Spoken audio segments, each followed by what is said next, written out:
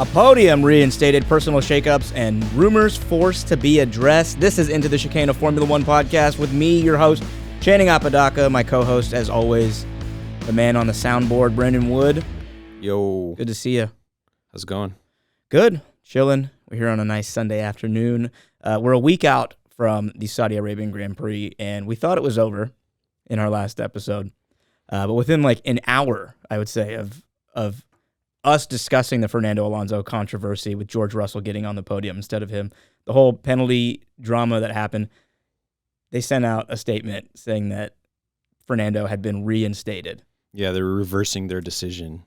They were almost reversing their reverse because they first had him on it, then gave it to George, then gave it back. Yeah. So apparently how it went down was after Alonso served his penalty in the race, the remote center, the FIA official remote center that they've been using the past couple of years. And they're in Switzerland, right? Yeah. Geneva. Something like that. They confirmed to the race control that they had served the penalty correctly. And then apparently within the last few laps of the race, there's a message going to race control. Actually, someone was actually touching the rear of the car with the jack.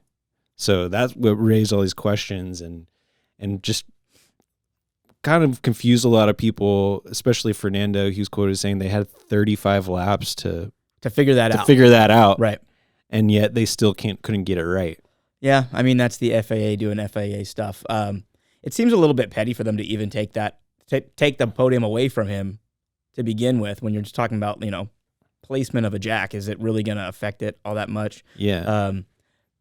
But what you looked into, it seems like Aston Martin did their own due diligence.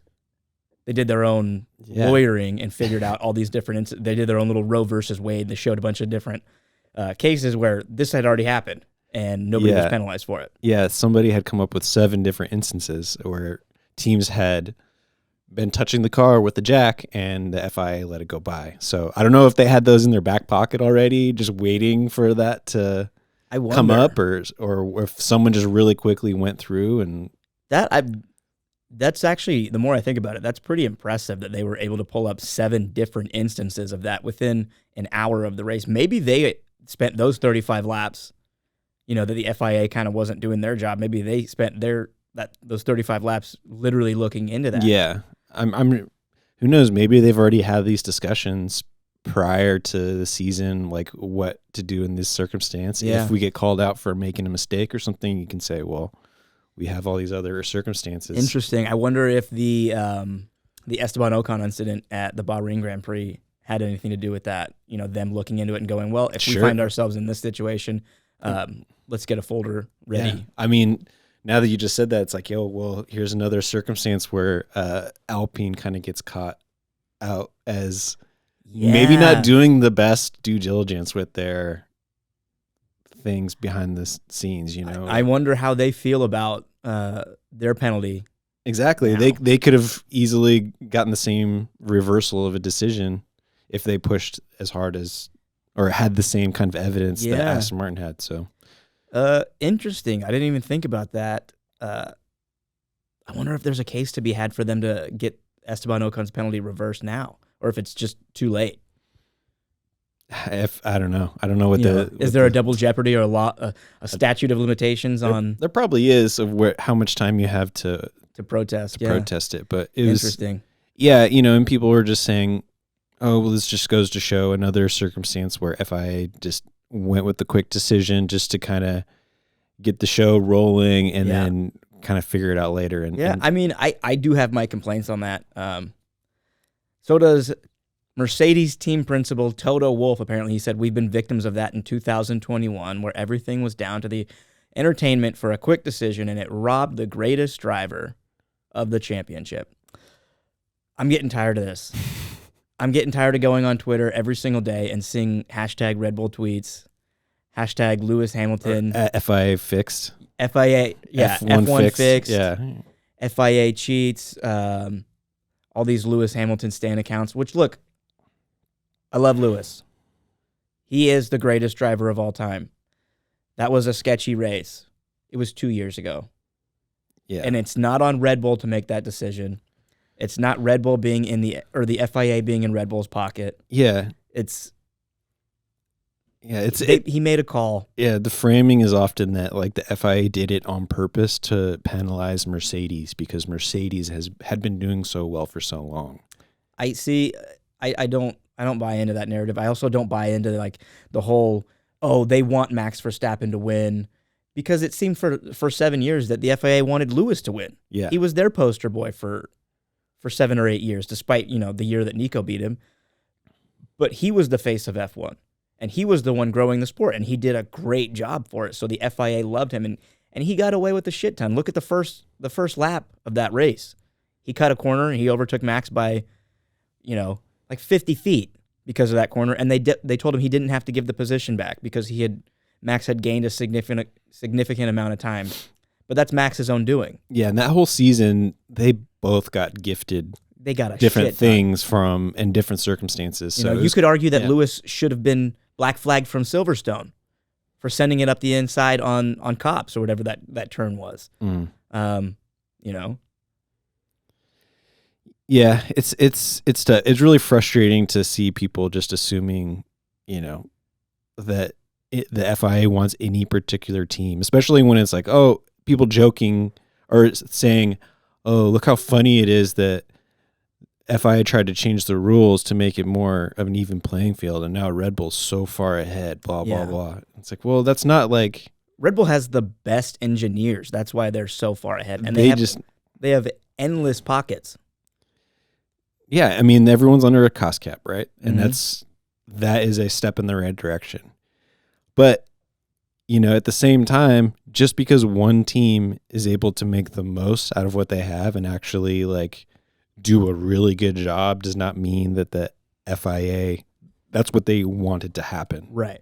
Right? The FIA wants it to be competitive. The FIA wants to make money. I think that's where their head is at. 100%. They'll put whatever poster boy is going to make them the most money and spread their market. Mm-hmm. If anybody is going to be, making out on the better side of the FIA's rulings, it's going to be Logan Sargent, because the United States right now is their premier market. But Logan's not going to get that. So the argument is moot, Yeah, well, I think the thing is, like, in each one of these circumstances where... I mean, by that logic. Yeah, well, here's the thing. It's like, in all these circumstances where the FIA makes a decision that benefits one team or another, I think it's pretty obvious to me that it's not like a deliberate thing. It's just a matter of people making mistakes in circumstances. Because people, at the end of the day, the people running this organization are people, and they're likely to make the decisions that aren't maybe the best one. Yeah. And they are doing things quickly, trying to just get the show on the road, and they're trying to do things that will cause the least amount of controversy, least amount of friction. Unfortunately, for like the rulings and the way the FIA works, it's not black and white. There's a lot of space in between. There's a lot of gray space, and that leaves room for interpretation of rulings. That leaves room for human error. And I don't think that's going to change either. I don't think that's changing anytime soon. They're going to have... That's the reason they have a race director, is for the race director to call it. Other sports, you have referees on the ice or on the playing field. Yeah, and sometimes the decisions they make are going to be They're going to wrong. affect outcomes. And it's not going to be because there's a grand conspiracy that they want one team to win. But one thing that I did think was interesting this week is we had the FIA exhibit. Yeah, in Spain. In Spain and Madrid, and in the gift shop they had the coffee mug that they were selling that has the "No Michael No" transcription on there. The biggest controversial moment in F1 in probably the last decade or more. Yeah, and now they're monetizing it. And a lot of people are not happy about that. They think it's it's hilarious. Yeah, people could say that that's just not appropriate to just try to shine a light on things where they definitely screwed up. Is it uncouth of them to make money off of Toto Wolff's despair? It kind of is fucked up. I get it. Yeah. I get it. But also, at least it shows a lighter side of the FIA and Formula One altogether. At least they're like, this is also them kind of like making it known that they know that this is controversial. They're not just putting a veil of secrecy over it. And they're being like, yes, we're aware of how controversial this is. It's going to be a blip on our record. It's going to be a blip on Red Bull and Max's record. It's going to be an asterisk next to that championship till the end of Formula One, which I hope never comes. Mm-hmm. Who cares? It's a mug. Yeah. At the end of the day, like it's something to just laugh about. Anybody who's really upset about that, I don't know what to tell you. Yeah. You're in for a long road of despair. Take a Xanax and chill out. Have a beer. Enjoy yourself. We have a bunch of like off-track news to get into this week before we get into anything having to do with the Australian Grand Prix, which is 1 week away. Big shakeups for a couple different teams. McLaren has changes. McLaren announced that the departure of technical director James Key as part of a major restructure. It also includes the arrival of former Ferrari man David Sanchez, which was previously reported. He's not going to start until January of 2024, but the role of one person is now going to be done by 3 different people. Yeah. So when they did the car launches pre-season, James Key notably wasn't there. Zach Brown was the one who went out there and talked about how they didn't quite hit the goals that they wanted to hit. That's when we heard that they were going to be hoping to get to fourth and all that kind of stuff. So now hearing this, it all kind of makes sense that this has kind of been in the works for a while. They're just trying to finalize everything. Interesting. Man, lineup shakeups preseason and so early into the season is so sad for these teams. Yeah. You know? Well, the question is, with these changes, McLaren is looking to really change their trajectory, right? Yeah. Do you feel like there's any sort of timeline for that happening that people can really be excited about? Or, like we were talking about last week with Lando, how long is he going to stick around and wait for them to figure things out? I don't know. That's becoming like really one of the storylines of the season, I think, is the curious case of Lando Norris and where he goes. Does he ride it out with this team? Because we've talked about it ad nauseum with McLaren. Things are just kind of getting worse before they're getting better over there. And part of the reason why it looks so bad is because they should not be in this situation to begin with. They should be battling for third constantly. I think they should be a close third, probably fourth, at least, on track and off track battling with Alpine, and they're so far away from that. So a timetable for them, I don't see them getting any better until Audi shows up. And so that makes the whole Lando Norris situation really interesting. There's already rumors of him. So you think at least 2-3 years before we see them kind of competitive in that, unless they really 3 or have 4 something. spot? Yeah, I would like to say that they have something up their sleeve, a la the vein of Aston Martin, where they just jumped ship from their previous setup, everything to leapfrogging the field, and now they're perennial second place contenders. I don't see that happening with them with this giant, their technical director leaving at the beginning of the season. Things are going to be worse before they get better. I think this is it's going to continue because now they're bringing in 3 people to do the job of one. I forget, I was listening to the athletic show, The Race, and they haven't had this 3-headed monster, 3 people taking one job on since I forget which team, and it didn't go well. It didn't go well for the last team that did it. I forget who it was. But yeah, it's too many voices. It's too many cooks in the kitchen. I don't see it going well for them. Go ahead. We'll see. I mean, Andrea Stella's going to be there, and he's going to be, I think, the head of the whole operation. So I'm interested to see how he kind of sets up that hierarchy and how those roles interact with each other. And I feel optimistic about it. You know, it's probably going to be a couple years, honestly, and it's going to come down to that wire where we're going to be looking at Lando being like, is he going to go or is he not? You know, it's really going to come down to the wire. Yeah, I mean, I feel if Audi's really as enticing as they sound like they're going to be, I feel like McLaren's going to be having to cough up a little extra money to try and keep him around.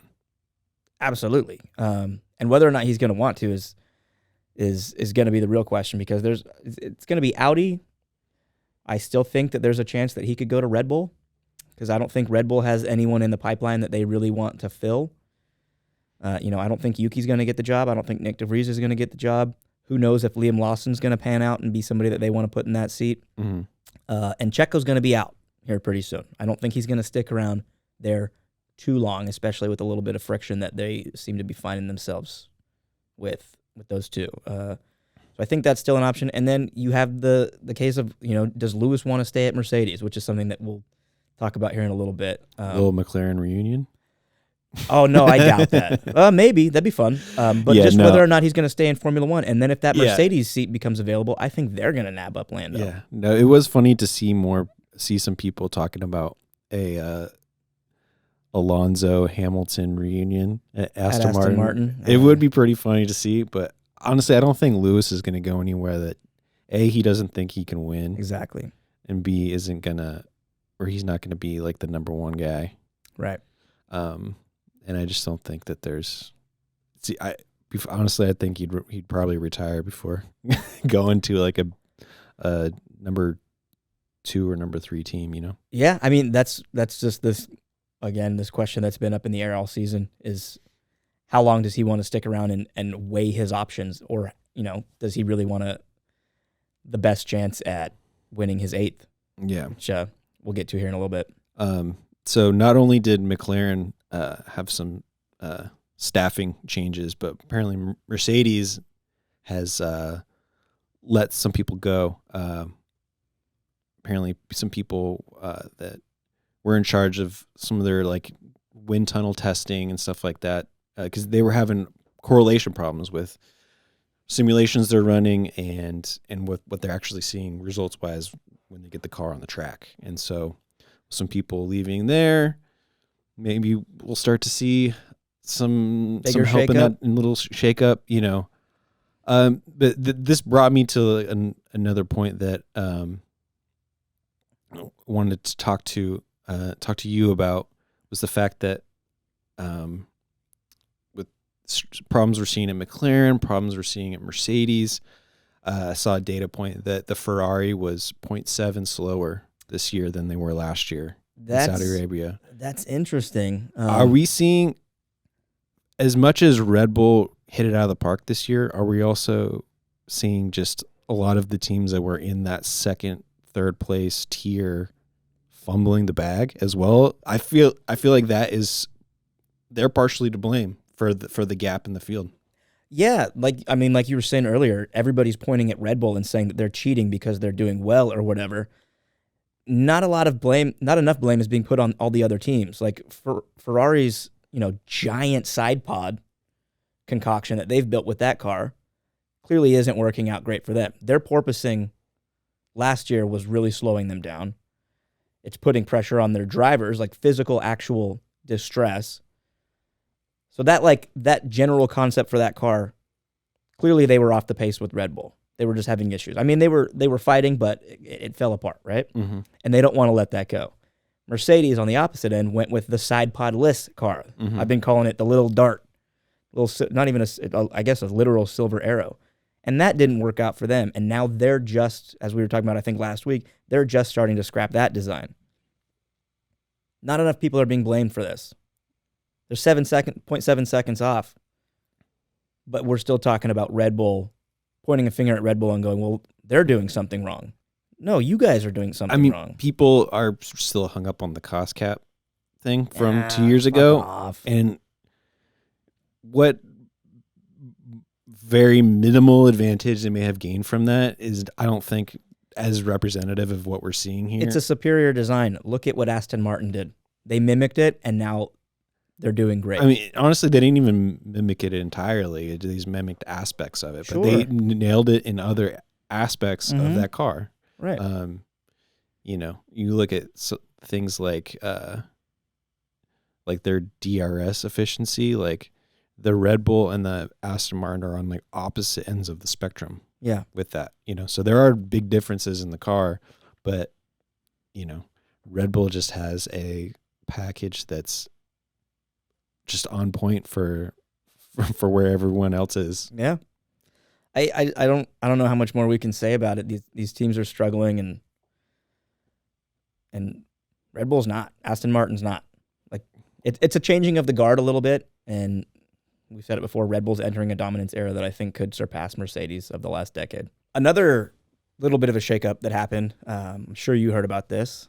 It's been making a little bit of waves and adding to the controversy pool with Lewis Hamilton, is that Lewis Hamilton's now former physiotherapist, right-hand gal, Angela Cullen, decided, not even mid-season, beginning of the season, that she's leaving Lewis behind after, I don't even remember how many years they've spent together. More than a decade, I think, or the better part of a decade. She's been Lewis's literal right-hand gal, holding a umbrella over his head, being by his side through ups and downs, and now she announced, just kind of seemingly out of the blue, I don't know anything behind the scenes, how long this was speculated, but she has left him. But optically, it looks a little strange that all of a sudden, when things are literally just looking like they're going further downhill for Mercedes and for Lewis and his chances at an 8, that she wants to up and leave. And I just saw right now, within the last few hours, apparently she just posted on social media that she's not having any second thoughts about it. She's on a paragliding trip or something and seems extremely happy with her decision. What do you make of this? I have no idea. I've seen things where it seemed as if he let her go. Like I forget what exactly the comment was, but and then there was also something that he said where it was obviously that it was her decision to leave. So I don't really know what to make of it. It is kind of weird, the timing. Who knows? Maybe something happened in her life where she was just didn't want to do the traveling. I mean, think about the schedule that they have to deal with, being on one of those teams and being part of that whole circus. Not easy. Yeah, and the thing goes through November, right? So you're spending 10, 11 months out of the year traveling all over. Just your whole life is just dedicated to basically this one person. Right. That's the money's probably good, but after doing it for 8 or 9 years, I can imagine probably feel a little bit burnt out. 100%. We don't know if it's personal reasoning. We don't know if it's professional or job related. Yeah. But the timing of it does make it seem interesting. Even just this, maybe it's just a sensitive thing for Lewis. Lewis is a sensitive guy. Yeah. But when he's asked about it, it did seem a little like it was a very touchy subject for him, and it could just be that he kind of wished that she had stuck it out for another couple years with him. Yeah. And maybe that's all it is. But I saw one thing, just a headline. I didn't read the article, but just on the Google search when I was digging into it, there was something that popped up that said Angela Cullen Red Bull, which I'm not going to put any thought into that because I really someone doubt there's trolling anything there. Yeah. It's probably just people looking into it because there is so much talk about rumor of Lewis and a Red Bull connection. So anything attached to him, people are going to speculate. Exactly. Which takes us to something that I want to talk about. Christian Horner had to break the fourth wall and address a driver change rumor of Lewis going to Red Bull, and he had to go on Sky Sports, which is a giant sports media news in general outlet, and say that Lewis is not coming to Red Bull. I mean, he didn't go on there to say this. He was on there in an interview, and they asked him this question. He was asked. You're right. Okay, so I phrased that wrong. He was doing an interview on Sky Sports. I need to set up a press conference right now. Address these Twitter rumors. But that is still big that somebody, a Sky Sports reporter is asking that question, or that a reporter. Well, sure. I mean, look at the response his answer got. Yeah, it's big news. So this is a big rumor. And that all stems from the fact that the question is being asked, can Lewis win an 8th world championship anywhere but Red Bull? And the answer right now looks like no. So the idea that if he wants to win this world championship, this 8th, and be the record holder for it, which he does want, then he has to go to Red Bull to get that done because they're so far ahead of the field.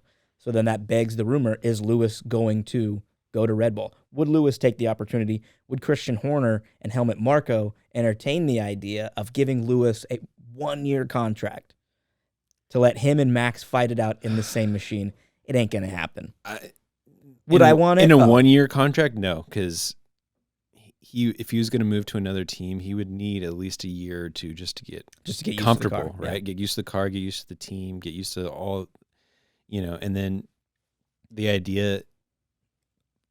I don't know, and it just raises the question: would Red Bull even want right to have another driver in there that's going to compete with Max? If Max is their number one, do they find that troublesome for their a second driver to be fighting, to be that good? Like, I mean, of course, they want a good driver. We all want Checo to compete with Max this season. We've been talking about that. That would be lovely and amazing. How likely is it?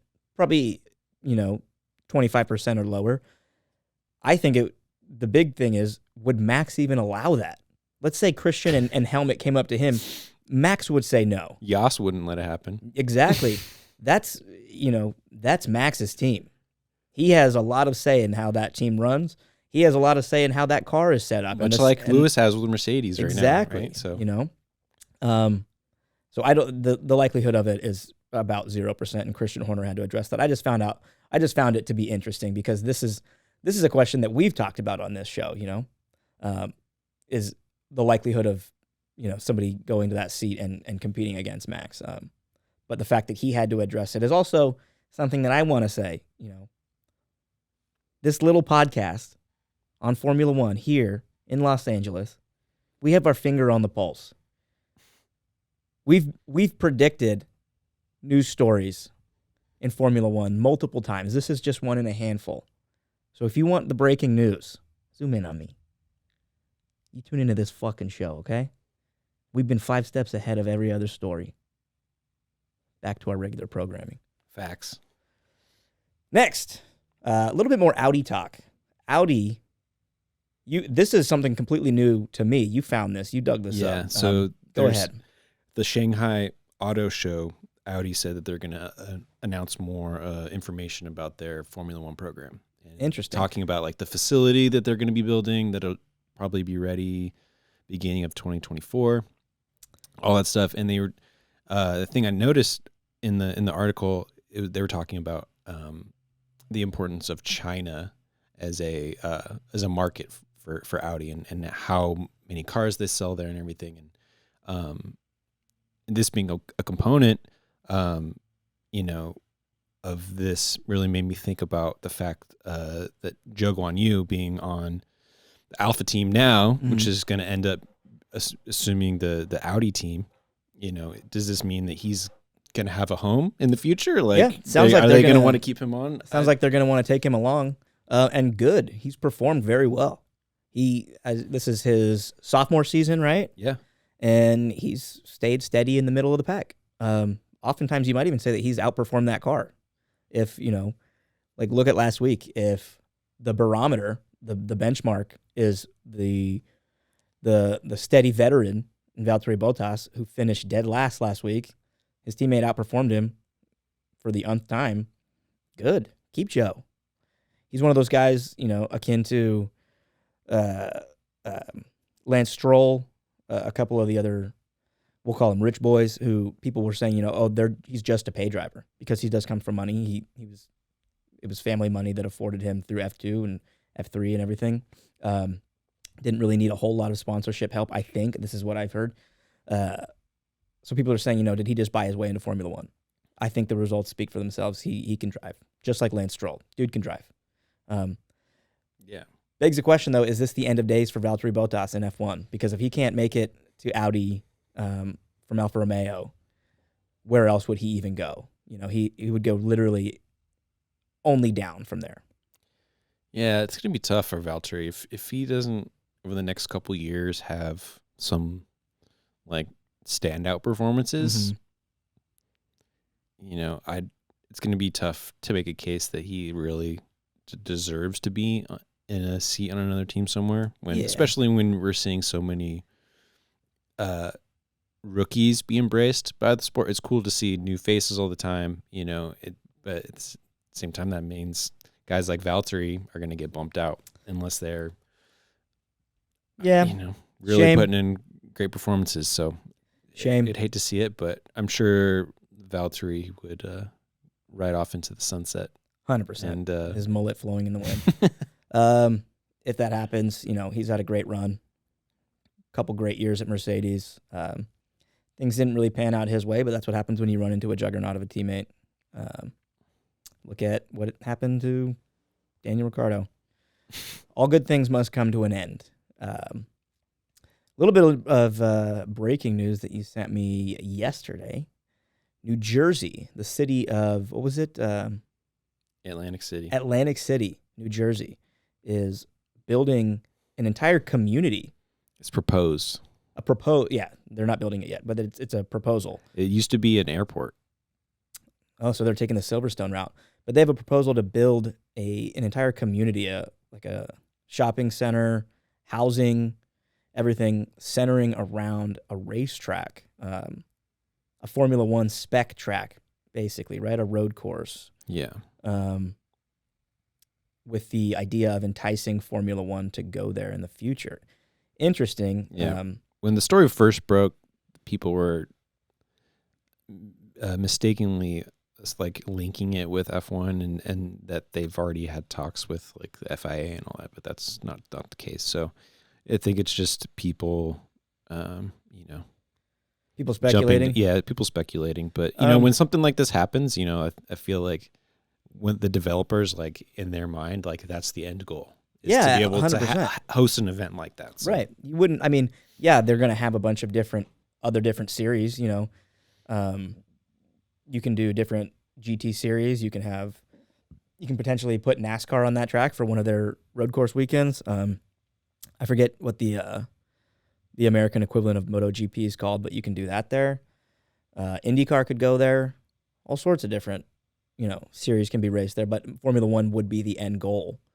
And I find it interesting that they're planning this entire, like I said, community type thing, whatever you want to call it, around a racetrack. I think that's really cool. And it also, leads into what we've been saying, the narrative of how big the sport is growing here with Drive to Survive, everything in the United States.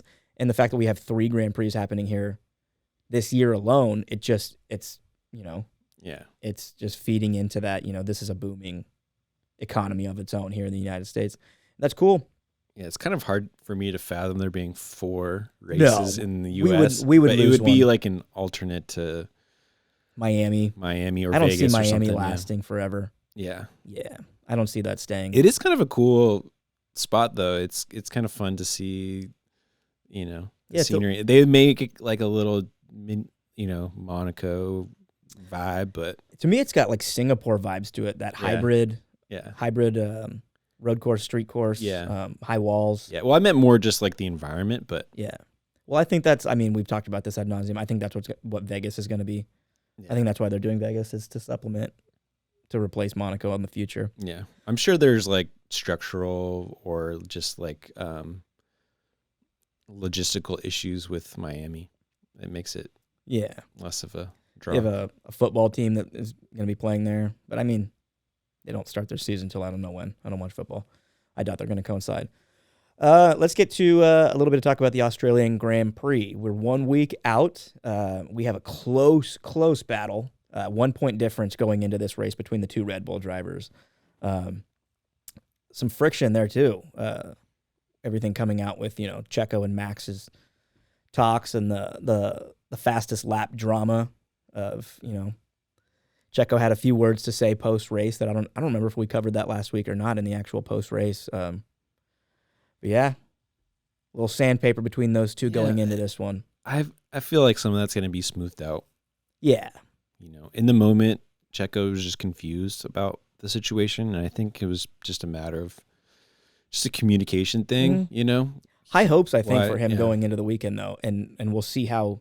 I think his outlook on how the Australian Grand Prix will play out, and how it's like for me, I think Checo's season is a race by race situation. If he puts up good numbers in practice and can qualify good, then I think he will give himself the encouragement to really challenge for a win there. Yeah. Or if he doesn't and he looks outclassed by Max the whole weekend, he'll probably do his due diligence to just play his role and be sort of the support driver to Wonder Boy. Yeah, and I think by now he definitely has to understand that Max is going to be playing to win. Yeah.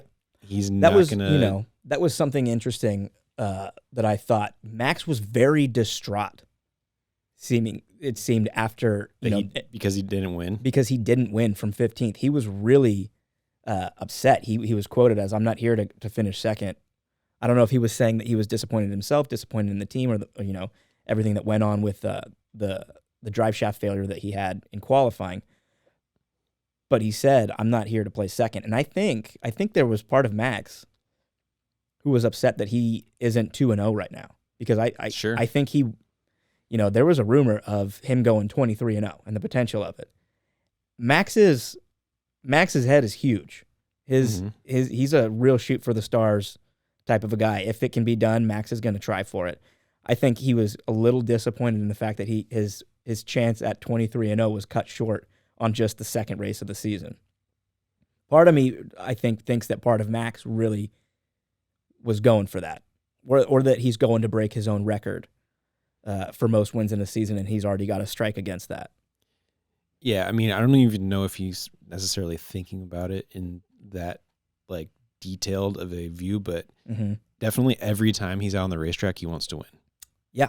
And if he doesn't do it, especially, when he sees that there's a chance he can do it and it doesn't happen, that's when I think he gets most frustrated.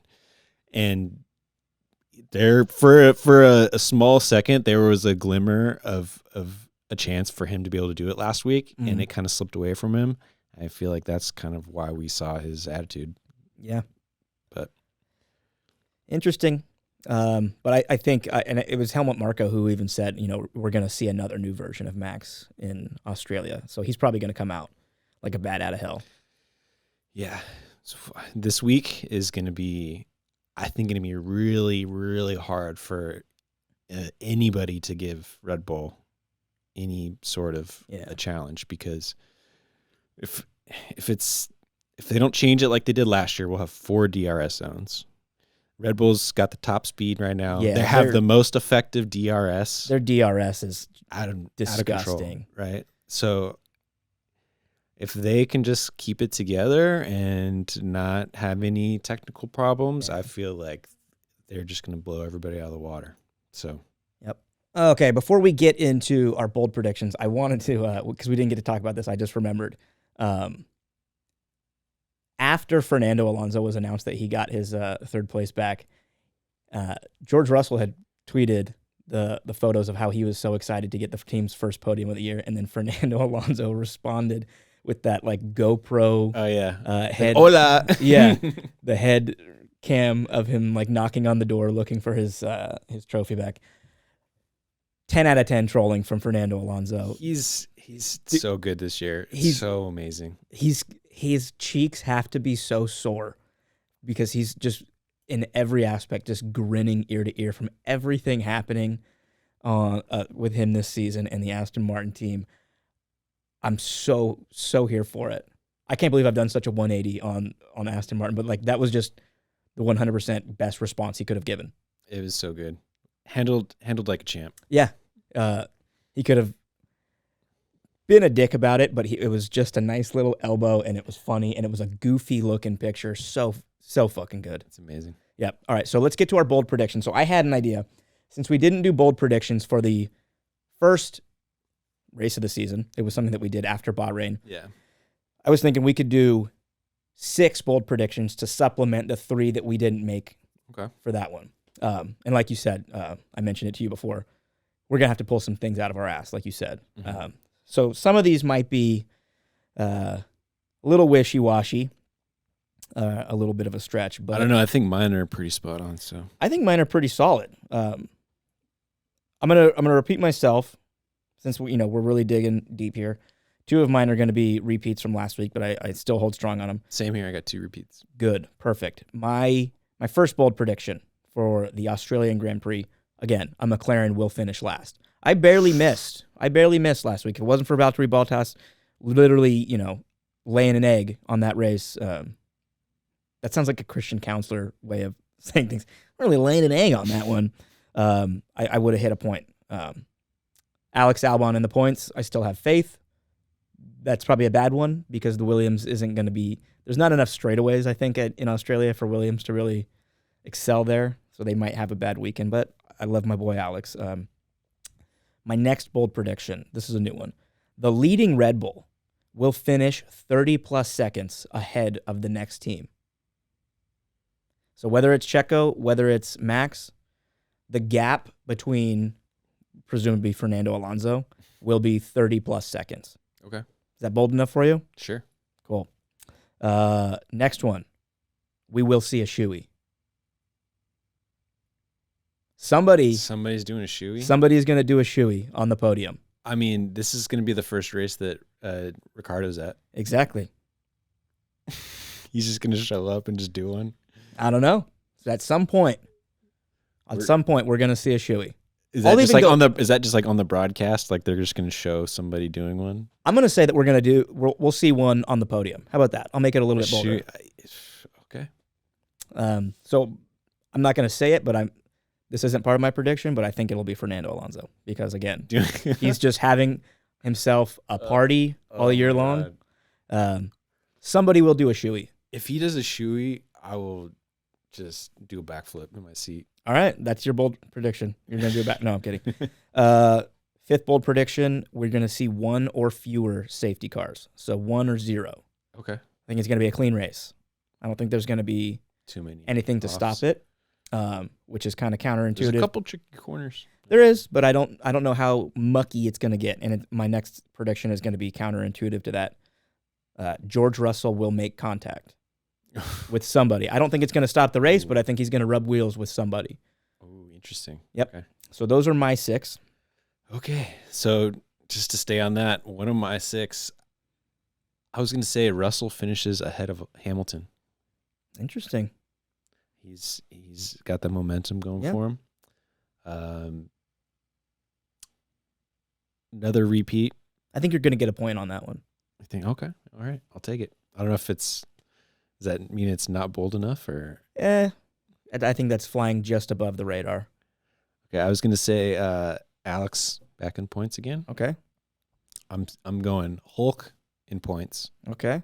He's had a couple races not go so well. Some great qualifying, but wait, I don't know if it's fair. Can we have the same prediction? It didn't come true last time. Okay. So, starting to get a little more bold here. Charles, top 3 in qualifying. That's a good one. Let's say, I don't know, this is number that is where he shines. 4 or 5. Charles, top 5 in the race. Okay. So I feel like he's going to end up moving back from where he qualifies. Yeah. That's a good one because you do have him. He's going to be battling with both Mercedes and Lance Stroll, presumably. So, and his teammate. So yeah, top 5, bold enough. My last one was Stroll, top 5. Stroll, top 5. Okay. I feel like it'll be Red Bull, Aston Martin, Ferrari. I can see that. I mean, haven't they done that 2 races already? Or no, Stroll finished 6th in 1 race. Apologies. Okay. Good enough. And then we'll recap. So our bold predictions from last week, I had Alex in the points, 3 teams on the podium, and a McLaren comes in last. That was as close as I got. Alex was off the podium by, I think, 2 or 3 spots. 3 teams did not get on the podium. Red Bull put the kibosh on that. But I did come close with Oscar Piastri finishing last. But again, that old egg was laid by Valtteri Bottas, and then you had Oscar DNF didn't happen. You had Pierre top 10, so you get 1 point there. You had a Nico top 10, didn't happen. So you're leading the bold predictions race 1-0 going into round 3. Let's do some fantasy updates and then put a ribbon on this bitch. Can you scroll down? I think I have our. You have it. So it should be at the very bottom. There we go. Fantasy update after round 2. We tried to give you guys a fantasy update immediately after the race, but whoever's running Formula One fantasy software is fucking slower than Valtteri Bottas. Incident, myself, in the lead.